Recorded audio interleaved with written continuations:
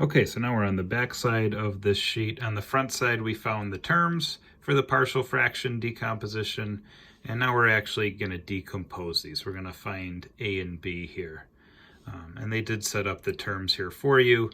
In example 3, you're going to have to do both parts of this. You're going to have to set up the terms and find all of the numerators here. So the first thing we want to do is get a common denominator from our two terms.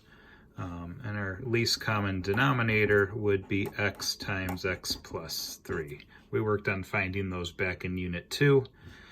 So here I have the x plus 3. I need the x, so I'm going to multiply by x over x.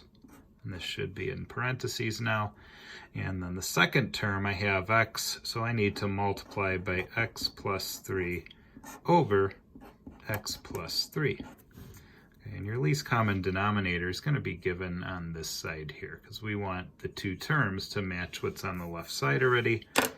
And the reason for that is now we have an equation, so we could multiply both sides by this least common denominator. And basically what that does is it cancels everything on the bottom because this would be distributed and cancel with both denominators on the right side. And then the x times x plus 3 on the left side cancels with the denominator there. So here's what we're left with. We're left with x minus 3 equals a times x is ax. And then here we would have to distribute b. So we have plus b times x is bx, and b times 3 would be plus 3b. Okay, and what we're going to do now is we're going to split this really into two problems. We're going to write an equation with all of the x terms, because those are going to have to be equal. Whatever a and b are here are going to have to add up to equal 1x. So I'm just going to underline every x term. Okay, and I'm just going to take the coefficients and set up an equation. So I'm going to call this the x equation. Okay, and on the left side I have a 1 in front of x, and that's equal to, and on the right side I have an a plus a b.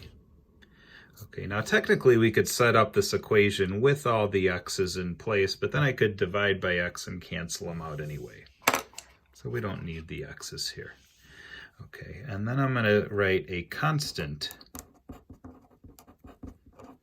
equation. All right, so now I'm going to underline or circle every term that's a constant that doesn't have an x. So I have a negative 3 on the left side and a 3b on the right side. And I write an equation with that.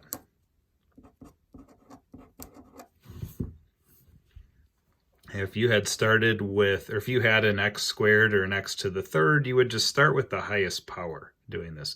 So if we had an x to the third, we would write an x to the third equation, an x squared equation, an x equation, and a constant equation. You would have 4 of them actually. Okay, this one's pretty easy to solve by hand. We would start with the green equation and find b. So we would just divide by 3.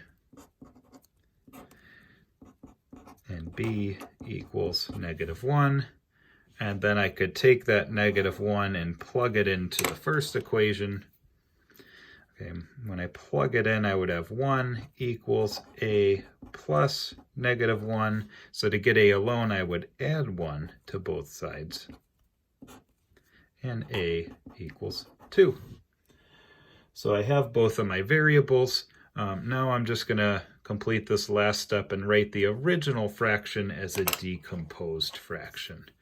So if you want perfect notation, what you're going to have to do is write the entire problem.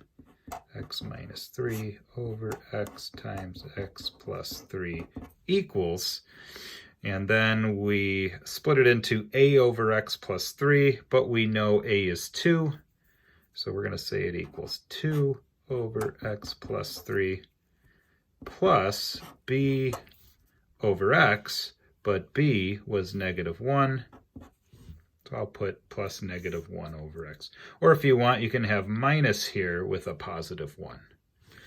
All right, so this one was simple to solve by hand. If you get equations that are more difficult to solve by hand, you can use matrices, which you should be a pro at by now.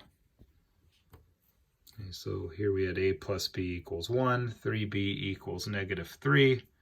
I could just set up my coefficient matrix, my variable matrix, and then our matrix with numbers on the right side, and you could either use the inverse method or you could use reduced row echelon form. And this matrix method might be helpful for example 3, which you're going to try on your own a little bit later. Okay, so here is the answer. You can check your answer graphically. Okay, just graph the left side in F1, graph the right side in F2. Here's what that looks like. You can see I've already graphed the left side here. So I'm going to hit Tab and enter the right side, which we just found. That's 2 over x plus 3.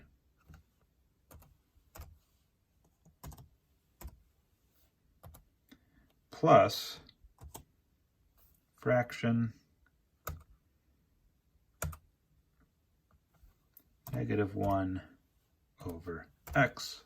Hit enter. Hopefully it overlaps. 3, 2, 1. And it does. So we know that our solution is correct.